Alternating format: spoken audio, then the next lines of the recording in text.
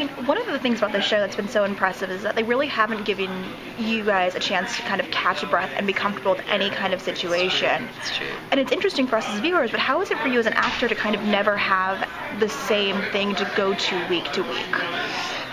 It's fantastic.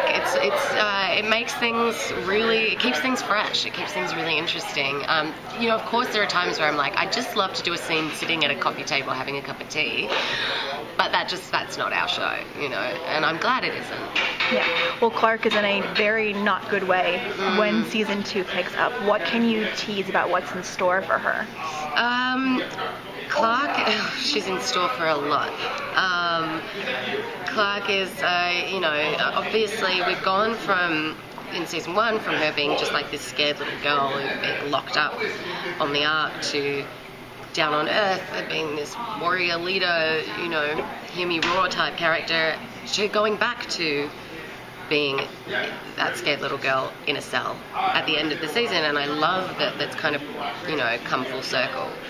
But the difference is that she's picked up a few skills on Earth and she is going to use them to get out of there. I mean, given how many things are going wrong for her at the moment, what is her biggest concern? Is it getting out of Mount Weather, or is it finding her people, or is it locating people who are perhaps not even with them? At first, it's getting out of Mount Weather, but it is so that she can find her people, because she refuses to believe that they're dead, as much as she's told otherwise.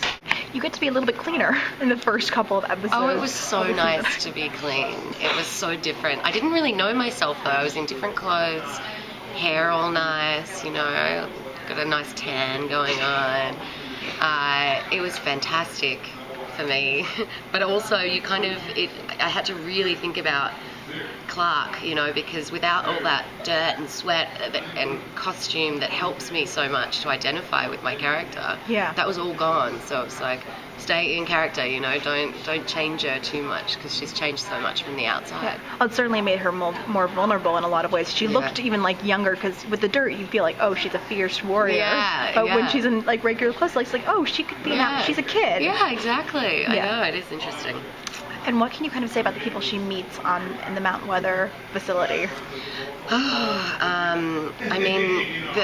She meets the president, obviously, Dante Wallace, who is a seemingly nice man, but she doesn't believe it for 1 second. She thinks that there's a lot more to him and the rest of these people than they lead on. And in the first 3 episodes, you're definitely going to see her interact with all of them more, butt heads with them a lot more, of course, in true Clarke fashion, and get to the bottom of it. Is there any part of her that just kind of wants to give in to what they're doing? I mean, the logical, awake part of her, I imagine, is still fighting it, but is there any part of her that's like, I'm tired of fighting for my life constantly, I'd like to just take a breath for a few minutes and sit here? There are nuances of that, but for the most part, she pushes that down and just keeps fighting. I mean, it makes sense. She's been fighting for so long, it's probably weird to stop fighting. Yeah, exactly. It would be totally weird.